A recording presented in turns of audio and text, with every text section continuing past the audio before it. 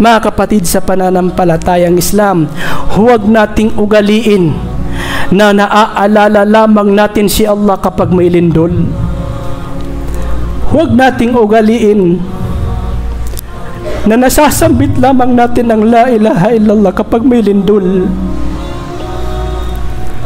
Nasasambit lang natin yung Allahu Akbar kapag may lindol lang. Huwag nating ugaliin na nakakapag-istighfar tayo kapag mayroon lang lindol. Kapag may bagyo lang, kapag may tsunami lang, kapag mayroong kalamidad lang, dyan lang natin naaalala ang ating Panginoong Allah subhanahu wa ta'ala. Sabi ng propeta sallallahu alaihi wasallam, ta'arraf ila Allah fi ar-raha ya'rifka fi ash-shiddah.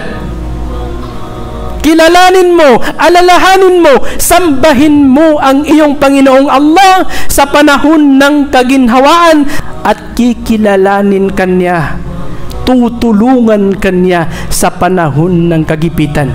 Kung ating sinasamba si Allah sa lahat ng pagkakataon, kapag dumating yung panahon, yung oras na kailangan natin ng tulong ni Allah, tutulungan tayo ni Allah subhanahu wa ta'ala.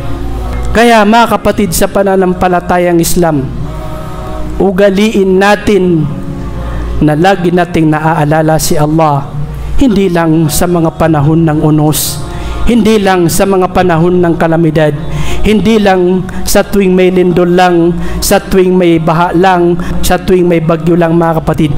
Bagkus, kahit anumang pagkakataon ay inaalala natin si Allah subhanahu wa ta'ala.